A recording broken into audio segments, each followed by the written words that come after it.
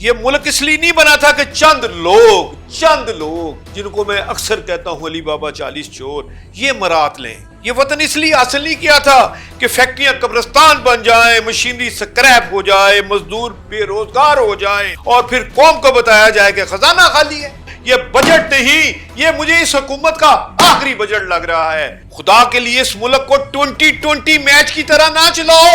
یہ مزدور کی روٹی، ماں کی دعا، بچے کی تعلیم، کسان کی فصل، تاجر کی محنت، مراتی کھیل، جیلی ایکسپورٹ، بند فیکٹریاں، انڈر انوائسنگ اور کاغذی معاشرت کے نام نہ دیں۔ کیا ظلم ہوا؟ افغانستان کے نام پہ ڈی ٹی آر آئی اور لوگوں نے اربوں روپے لوٹ کے لے گئے۔ بجٹ کیا ہے؟ 47% آپ نے سود دے دینا ہے۔ میں کیا بتاؤں جس قوم کے اوپر 24 ارب روپیہ پر ڈے سود ہو اور 20 ارب روپیہ ڈیلی گورنمنٹ حکومت چلانے کے لیے لے رہی ہو، اس ملک کا بجٹ کیا ہو سکتا ہے؟ اگلے سال یہ 26 ارب روپیہ روز کا سود ہو جائے گا تو حکومت کہاں سے چلے گی؟ انسینٹیو کے نام پہ حکومت کو نجائز استعمال کیا، جیسے آپ کے موجودہ سٹنگ صدر فیڈریشن کے عاطف اکرام صاحب کی فیکٹری فاٹا پاٹا میں گھی مل چلا رہے ہیں۔ اگر بات غلط ہو تو مجھے ریگل چوک میں کھڑے ہو کے جوتے مارے۔ تیرا کتا ہے اور انگریز کا کتا ٹامی۔ یہ اب ٹامی والے کتے نہیں چلیں گے، اب کتے کو کتا کہنا پڑے گا، چور کو چور کہنا پڑے گا اور فراڈیا کو فراڈیا کہنا پڑے گا۔ تقریباً میرے خیال سے 8 سے 10 ارب ڈالر کی حوالے کے ذریعے مال آ رہا ہے پورٹ پہ۔ امریکہ میں تقریباً 6,000 روپیہ گھنٹہ ہے ایک آدمی کی تنخواہ، تو یہاں آپ گن لیں کہ 280 روپے کا مطلب یہاں پہ 25 روپے گھنٹے میں آپ نے بندہ رکھا ہوا ہے۔ کچہری کورٹ، مالٹن کورٹ، کینٹ سٹی کورٹ دکھا دیں، جج ایسے چھپے ہوئے ہیں جیسے ہیروئن اور چرچ کی دکان ہے۔ بسم اللہ الرحمن الرحیم۔ السلام علیکم ناظرین، میں ہوں ہمایوں سلیم 89 نیوز کے ساتھ۔ میرے ساتھ موجود ہیں اس وقت پروگرام یو ٹرن میں جناب ابو ذر شاد صاحب، سابق صدر چیمبر آف کامرس لاہور اور معروف معاشی ماہر بھی ہیں، اور ان کے تجزیے آج کل بہت دیکھے جا رہے ہیں اور ان کے تجزیوں میں فگر زیادہ ہوتے ہیں جس سے لوگ زیادہ پسند فرما رہے ہیں۔ آج ہم ان سے بات کریں گے 2026-27 کے بجٹ کے بارے میں۔ السلام علیکم سر۔ وعلیکم السلام۔ سر، یہ 2026-27 کا بجٹ آ گیا ہے، اس پر کچھ روشنی ڈالیں۔ یہ کیا عوامی مفاد میں ہے یا نہیں؟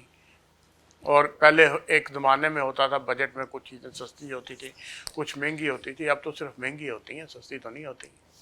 بہت شکریہ جی۔ بجٹ ظلم، خاموشی اور پاکستان کا درد ہے۔ میں یہاں کسی کی دل آزاری کے لیے نہیں بیٹھا، نہ میں کسی شخص کی، نہ کسی خاندان کی، نہ کسی ادارے کی، نہ کسی صنعت کی، نہ کسی کاروباری بندے کے بارے میں بات کرنا چاہتا ہوں۔ میں اس ملک کا ایک بزرگ شہری، ایک پاکستانی ہونے کے ایک گواہ دیتا ہوں کہ اب شاید عمر کے اس حصے میں ہوں جہاں خاموش رہنا بھی گناہ سمجھتا ہوں۔ میں نے اپنی آنکھوں سے وہ زمانہ دیکھا جب خطیب شورش کشمیری جیسے، جن کے الفاظ میں آگ ہوتی تھی اور نفرت کی نگاہ سے دیکھتے تھے حکمرانوں کو، غیرت ہوتی تھی، جب تقریر کرتے تھے دل ہل جاتے تھے اور لوگوں کے آنسو آ جاتے تھے، ضمیر جاگ جاتا تھا اور حالات حکومت کو ٹف ہر وقت ایک اپوزیشن کا رول ادا کرتے تھے۔ میں نے وہ وقت بھی دیکھا۔ یہ ملک اس لیے نہیں بنا تھا کہ چند لوگ جن کو میں اکثر کہتا ہوں علی بابا 40 چور، یہ مرات لیں۔ یہ وطن اس لیے حاصل نہیں کیا تھا کہ فیکٹریاں قبرستان بن جائیں، مشینری سکریپ ہو جائے، مزدور بے روزگار ہو جائیں، اور پھر قوم کو بتایا جائے کہ خزانہ خالی ہے۔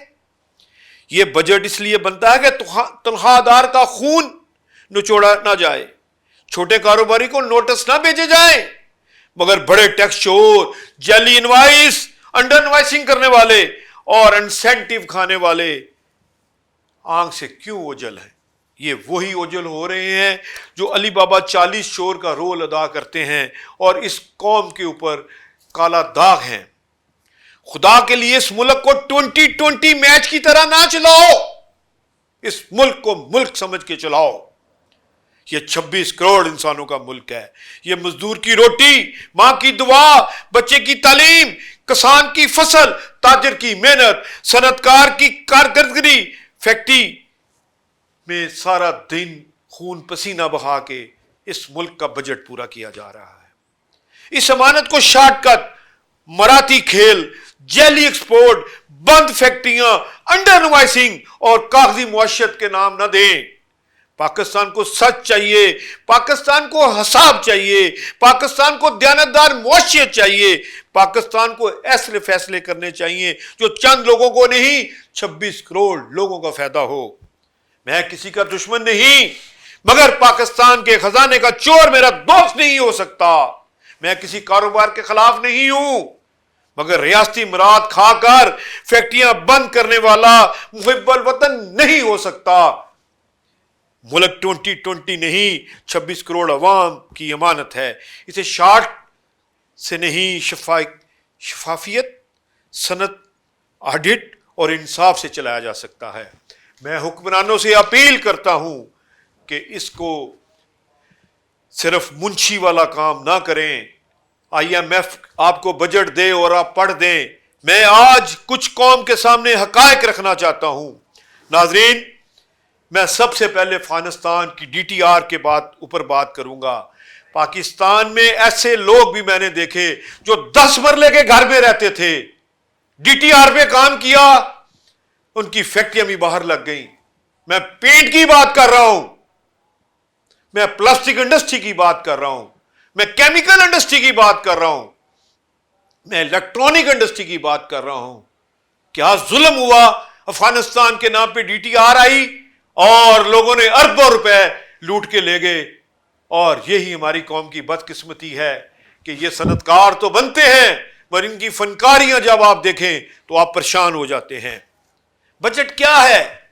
47% आपने सूद दे देना है। मैं क्या बताऊं, जिस कौम के ऊपर 24 अरब रुपया पर डे सूद हो और 20 अरब रुपया डेली गवर्नमेंट हुकूमत चलाने के लिए ले रही हो, उस मुल्क का बजट क्या हो सकता है? भाइयों साहब, जिस तरह कौम तबाही की तरफ जा रही है, मुझे यह बताया जाए, एक क्वेश्चन है हुकूमत वक्त से, 70 लाख बच्चा पैदा हो रहा है और सिर्फ 15 लाख लोग मर रहे हैं। तो आप देखें, यह जो फर्क 55 लाख लोगों का है, अगले 10 साल बाद यह कहां चला जाएगा? इसका मतलब यह है कि आपकी आबादी 10 साल बाद तकरीबन 8 करोड़ और बढ़ जाएगी। आज आप 26 करोड़ हैं, फिर 34-35 करोड़ आप हो जाएंगे। इसके लिए आपने क्या रखा? जो औरत प्रेग्नेंट हो जाए, उसके बच्चे पैदा करने तक उसके ऊपर सूद 5 लाख रुपया पर बच्चा है, और आज 3,70,000 रुपया रेट है आज का, कि हर बंदा 3,70,000 रुपया का कर्जई है। अफगानिस्तान के नाम पे जो माल मंगवाया गया, उसको क्रॉस बॉर्डर किए, कागज क्रॉस बॉर्डर किए गए, और इधर ही माल पाकिस्तान में कंजम्पशन हो गई। इसका ऑडिट क्यों नहीं हो रहा? मैं तो ये कहता हूं, हुकूमत 1 लाख या 1.5 लाख डॉलर की जो इनवॉइसें आ रही हैं, सिर्फ यही पूछ लिया जाए कि ये इसकी बगैर बैंक के LC कैसे खुली। ये हवाले का पैसा सिंगापुर से जा रहा है, बाकू से जा रहा है, ये UAE से जा रहा है पैसा। सारी टीटियां चाइना जाती हैं, माल आपके पास आ जाता है, आप इधर कस्टम भी ले रहे हैं, सब ड्यूटियां भी ले रहे हैं। इसके ऊपर क्यों नहीं हाथ मारा? इससे 10 अरब डॉलर की आप चोरी रोक सकते हैं। मुझे समझ नहीं आ रही असेंबली में क्या हो रहा है। मैं FBR, custom, state bank, FIA और वजारत तिजारत का मुश्तरका सेल होना चाहिए जो इन चीजों को मॉनिटर करे। जिसने रियासती स्कीम का गलत इस्तेमाल किया है, जो इंसेंटिव ले रहे हैं, इनका ऑडिट होना चाहिए, कानून में तब्दीली होनी चाहिए। कल जब सेनेट में डॉक्टर जरका साहबा ने जो कुछ कहा, डॉक्टर जरका साहब की बातें मेरे दिल के अंदर चली गई। इतनी खूबसूरती से उसने अपनी मुहब्बुल वतनी का मुजाहरा किया कि मैं आपको बता नहीं सकता। उसने कहा, हुकूमत अपनी शाह खर्चियां और अशरफिया की मुराद खत्म करे। कुर्बानी सिर्फ अवाम से नहीं, हुक्मरान तबके से लेनी चाहिए। डॉक्टर जरका ने जो कल कहा है, वो कौम के लिए एक लेसन है। मैं तो हुमायूं साहब ये बताऊं, जब सेनेट में हर बंदा, सैयद हसन तारक وہ لگے ہوئے ہیں، سید وسیم حسن بولے، مرزا اختیار بیگ بولے، ہر بندہ کل سینٹ میں اور اسمبلی میں بولا، اسد کیسر صاحب نے خوب کام کیا، شرمیلا فروکی صاحب نے بھی اپنا حصہ ڈالا، احمد ڈوگر صاحب بھی کھڑے ہو گئے، شہدہ بیگم نے بھی دکھ بڑی کہانی سنائی، میر محمد خان جمالی نے بھی بات کی، شہد احمد صاحب نے بھی بات کی۔ اب یہ بات بڑھ جائے گی۔ علامہ راجہ ناصر عباس صاحب، کیا بات ہے، کیا خوبصورت انہوں نے بات کی، مصطفیٰ نواز کھوکھر نے بات کی، سلمان اکرم راجہ نے بات کی، شہد خان عباسی نے، خاقان عباسی نے جو چہرہ دکھایا، حافظ نعیم الرحمان صاحب جماعت اسلامی والے، وہ جو چیخ چیخ کے بتا رہے تھے کہ کیا کر رہے ہو۔ یہ تو سیدھی بات بتاؤں، یہ بجٹ نہیں، یہ مجھے اس حکومت کا آخری بجٹ لگ رہا ہے۔ مگر میں حکومت سے اور قومی سیاسی پارٹیوں سے اپیل کرتا ہوں، ان کو کچھ نہ کہیں، یہ خود حکومت چھوڑیں گے، یہ خود بھاگ جائیں گے، کیونکہ اگلا بجٹ اس سے زیادہ خطرناک ہوگا۔ اس وقت تقریباً 90,000 ارب روپے کے آپ مقروض ہیں، جس کے انگیسٹ آپ نے 8200 ارب روپیہ آپ نے سود کی مد میں دینا ہے، یعنی کہ 24 ارب روپیہ ڈیلی سود دینا ہے۔ اگلے سال یہ 26 ارب روپیہ روز کا سود ہو جائے گا، تو حکومت کہاں سے چلے گی؟ اسی لیے تو وہ آپ کہتے ہیں قومی حکومت بنے، اور قومی حکومت کیا، آپ نے خود حکومت لی، اب چلاؤ نا۔ اصل بات یہ ہے ہمایوں صاحب، حکومتیں اس طرح نہیں چلتی۔ جس ملک میں مستقبل کے 70 لاکھ بچوں کا کوئی پلاننگ نہیں ہے، تو اس ملک میں کیا بجٹ آئے گا؟ میں تو صرف یہ کہنا، قومی حکومت کیسے چل جائے گی؟ اب میں صرف آپ کو حکومت سے یہی اپیل کروں گا، آپ نے بہت اچھے کام کیے، ٹیکس آپ نے کم کیا پراپرٹی پہ، وہ میری تجویز تھی کہ خدا کے لیے 14 لاکھ جو کیس پینڈنگ پڑے ہیں یہ کم ہو جائیں گے اگر آپ اس پہ کام کریں گے۔ اچھا کیا، ہم نے کہا تنخواہ دار طبقے کے اوپر ٹیکس کم کرو، وہ بھی تھوڑا سا کم ہوا، آٹے میں نمک کے برابر ہوا، چلو کچھ تو آواز پہنچی۔ سب سے بڑا کام جو آئی پی پیز کے اوپر حکومت نے سیریس ہوئی ہے، اور سب سے بڑا کام جس کی وجہ سے آپ کا اس سال کا بجٹ ڈسٹرب نہیں ہوا، وہ یہ تھا کہ میں نے جب فیلڈ مارشل صاحب سے ملاقات کی تھی اس وقت 22% بینک مارک اپ تھا، اور ہمایوں صاحب اسی وجہ سے، اس ملاقات کی وجہ سے آج 10.5% مارک اپ ہے۔ اس وجہ سے تو آپ کا اس سال کا جو سود کا بجٹ ہے وہ کم ہے۔ میں صرف یہ کہنا چاہتا ہوں، فاٹا پاٹا، گدون امازئی، نوری آباد، کشمیر، جن لوگوں نے انسینٹیو اٹھایا ہے، جن لوگوں نے اس کو قبرستان بنا دیا ہے، اس کا آڈٹ کیوں نہیں کھولا جا رہا؟ اس میں ربڑ انڈسٹری، اس میں پی وی سی پائپ انڈسٹری، اس میں P V C industry, shopper bag industry, chemical industry, foam industry, میں کس کا نام لوں؟ آپ حیران ہو جائیں گے کہ خطار جیسے جگہ پہ بے شمار ملیں بند ہو رہی ہیں اور قبرستان بن چکی ہیں، سکریپ ہو رہی ہیں۔ یہ کیسے کھل سکتی ہیں بند فیکٹریاں؟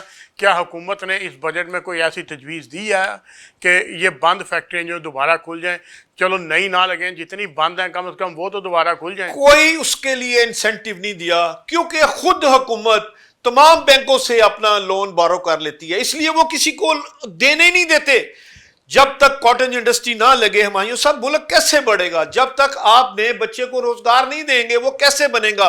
ہر سال 40 لاکھ بچہ گریجویٹ ہو کے باہر نکلتا ہے، یا وہ 18 سال سے عمر زیادہ ہوتی ہے، اس کے لیے کاروبار ہی نہیں۔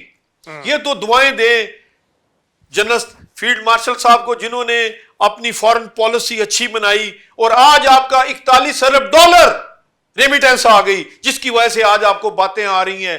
اگر یہ ریمیٹنس کم ہو گئی تو حکومت کیسے چلے گی؟ مجھے تو اس بات کا خوف ہے۔ ریمیٹنس کی صورتحال یہ ہے کہ جو ملک سے باہر جا رہے ہیں لوگ، انہیں مختلف طریقوں سے صرف ایف آئی اے روک رہی ہے۔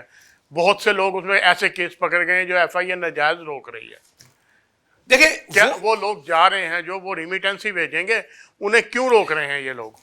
دیکھیں اس کے اوپر ایک صحت مندانہ پالیسی ہونی چاہیے، ایک تھرڈ پارٹی وہاں پہ بندہ ہونا چاہیے۔ دیکھیں دنیا میں یہ نہیں ہوتا کہ آپ کمپلینٹ کریں اور آپ کی کمپلینٹ 40 سال سپریم کورٹ تک پینڈنگ پڑی رہے، دادا پوتا کی کہانی بن جاتی ہے، عدالتوں میں کیس چلا جائے۔ میں تو کہتا ہوں اگر کسی کو کسی سے دشمنی لینی ہے اس کو کیس کرا دو سول، सारी जिंदगी पागल हो जाएगा, दीवाना हो जाएगा। दीवानी केस है ना, दीवाना हो जाता है बंदा, पागल हो जाता है। और अगर आपने पागल देखने हो सड़कों पे तो अदालतों के बाहर चले जाएं, हर सफेद दाढ़ी वाले से पूछें क्या हाल है, वो यही कहेगा कि मेरी जवानी बिट गई, मेरा बुढ़ापा आ गया, मगर मेरा फैसला नहीं हुआ।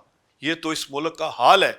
जब इंसाफ नहीं होगा तो मुल्क नहीं चल सकता। मेरी अगर तरजीहात पूछें तो सबसे पहले इंसाफ, सेकंड नंबर पे एजुकेशन, थर्ड नंबर पे सेहत, उसके बाद अगली कहानी शुरू होनी चाहिए। इंसाफ तो नहीं मिल सकता आपको, जो सूरत हाल है, जो आपका सिस्टम है, या जो आपके माजरत से जजेस हैं, या आपका निज़ाम है, उसमें इंसाफ की कोई गुंजाइश नहीं है फ़िलहाल।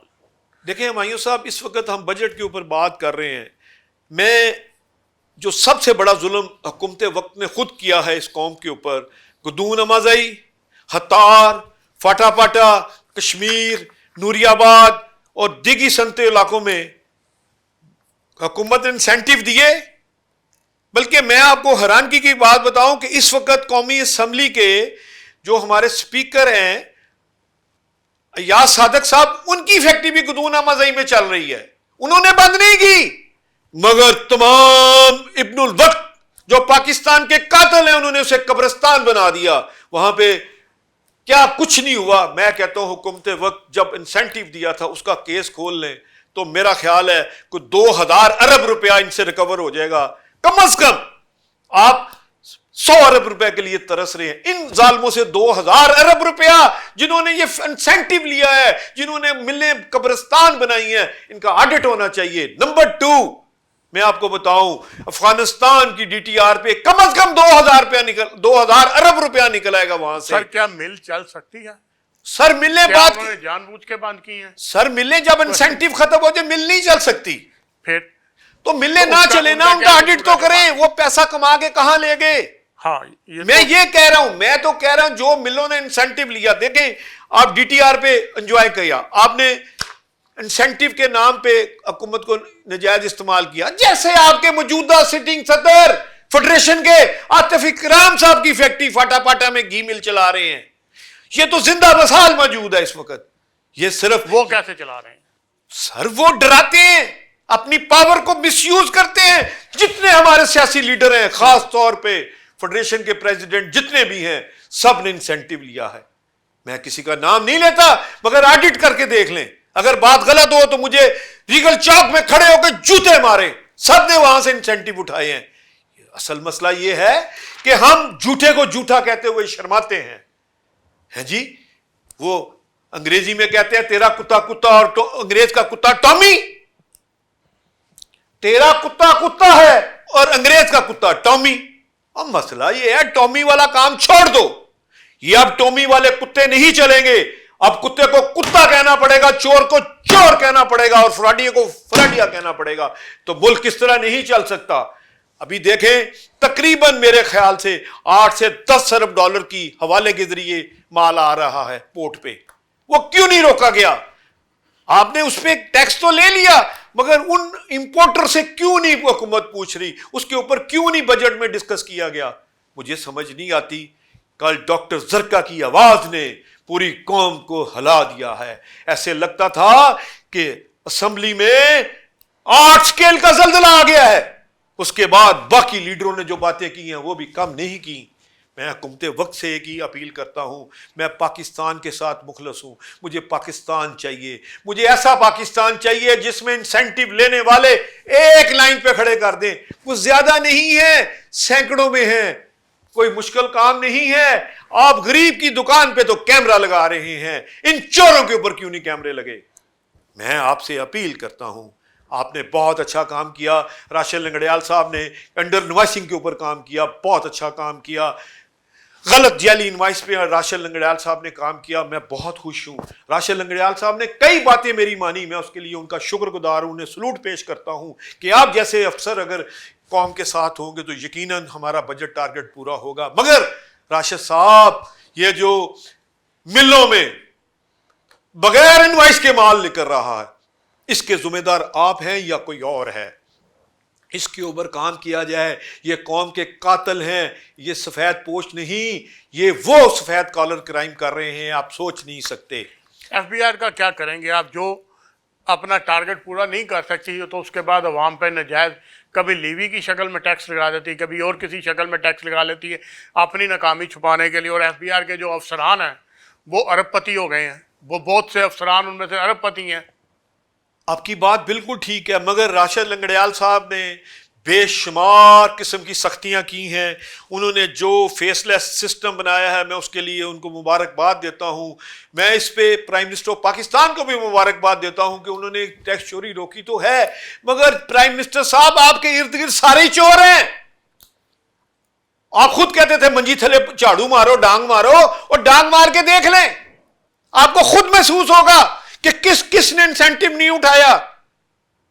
میں نام لوں گا تو آپ کو برا لگے گا, لوگ سمجھیں گے میری دشمنی ہے ان سے, مگر خدا کے لیے جنہوں نے انسینٹیو اٹھایا ہے پرائم منسٹر صاحب پلیز اس کے اوپر فائلیں ری اوپن کر دیں, نہیں تو یقین کریں اگلے سال کا بجٹ آپ کی حکومت نہیں دے سکے گی اگر آپ ان ظالموں کو, ڈی ٹی آر والوں کو, یا جنہوں نے انسینٹیو اٹھائے ہیں, جنہوں نے انڈسٹریل اسٹیٹوں کو قبرستان بنا دیا ہے, جب تک آپ ان کا آڈٹ نہیں کریں گے غریب سے کیا اور ٹیکس لے لیں گے, گنجی نہائے گی کیا, دھوئے گی کیا. اب ہمارے میں طاقت ہی نہیں رہی غریب آدمی میں کہ وہ کام کر سکے. ایک تجویز اور چل رہی ہے کہ یہ جو سرکاری افسران ہیں ان سے گاڑی اور گھر واپس لے کر انہیں مناسب اگر الاؤنس دے دیا جائے گاڑی کا اور گھر کا, کیونکہ دنیا میں بہت ساری جگہیں ایسی ہیں جہاں پہ سرکاری ملازمین کو گاڑی اور گھر کی بجائے الاؤنس دیا جاتا ہے ترقی یافتہ, بہت سے ترقی یافتہ ممالک میں.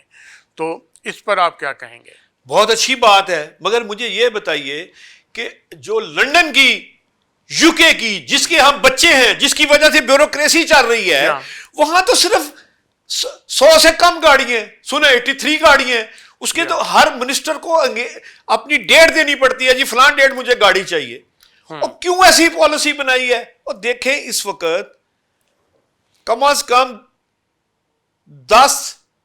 1 کروڑ لیٹر روزانہ کا پیٹرول صرف سرکاری گاڑیاں استعمال کریں. مرضی مارکیٹ میں چلے جائیں وہاں پہ آپ کو سینکڑوں سرکاری گاڑیاں شاپنگ کرتی نظر آئیں گی.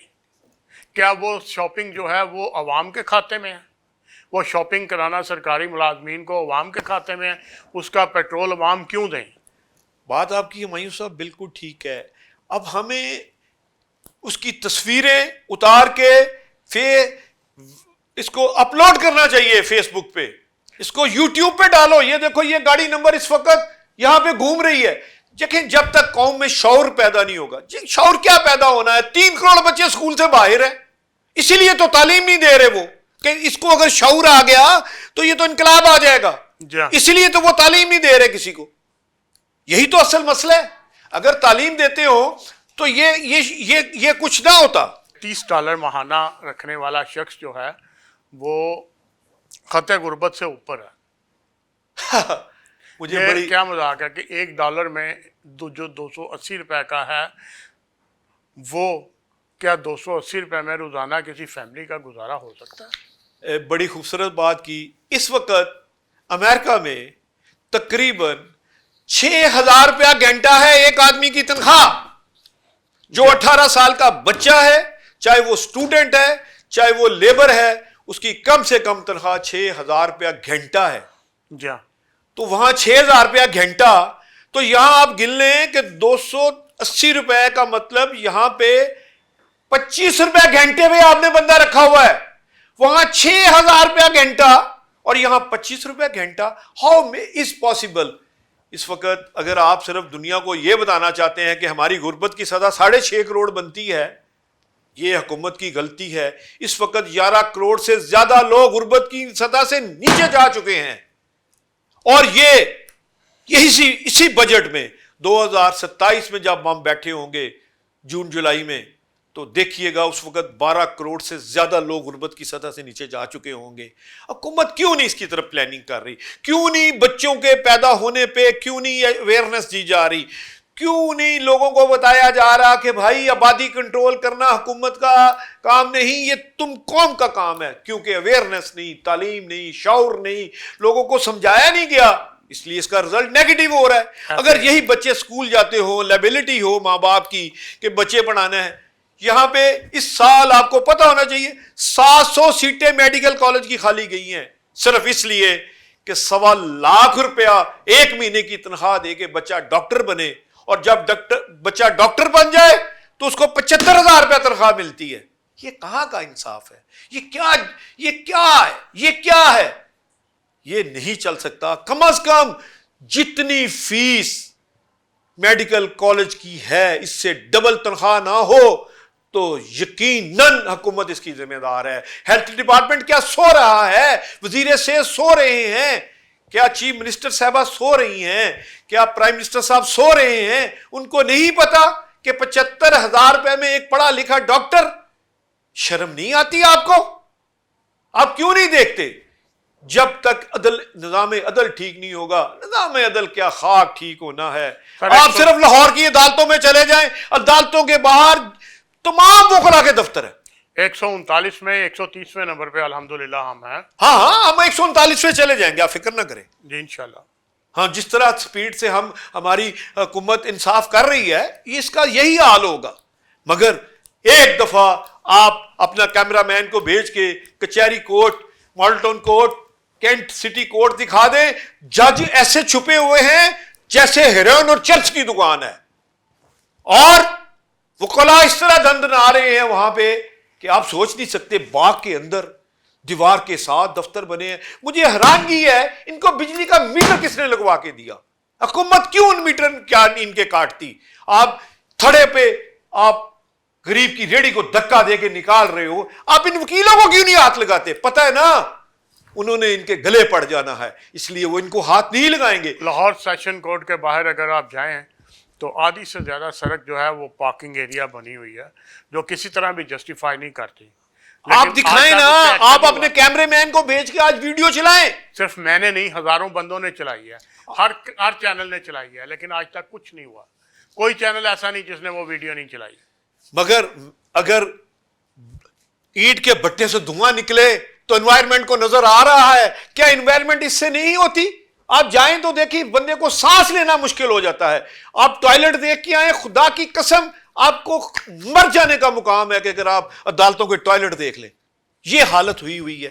حالانکہ ساری دنیا میں اس وقت اگر طریقے سے یہ چلیں تو پارکنگ فیس سے بہت سے پیسے کمائے جا رہے ہیں لیکن وہ ایک طریقے سے کمائے جا رہے ہیں, بے طریقے سے نہیں کمائے جا رہے.